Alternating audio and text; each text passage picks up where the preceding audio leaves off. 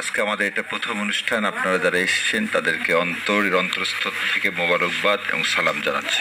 বিশেষ করে মজলুম সাংবাদিক, আমাদের প্রাণ প্রিয় বলব চোখের মণি মাহমুদুর রহমান ভাই, উনি এসছেন, এটা আল্লাহর কাছে চরম শুকরিয়া।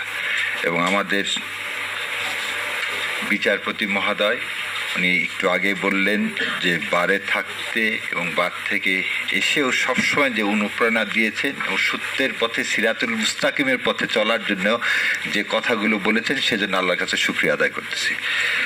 আমার আজকের এই আমাদের যে সাবজেক্ট ম্যাটার, সে সাবজেক্ট ম্যাটারটা হচ্ছে এই দেশটা শুরুই হয়েছে ভুল থেকে।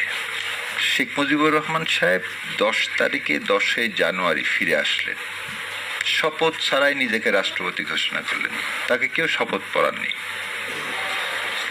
তিনি 12 তারিখে শপথ পড়ালেন আবু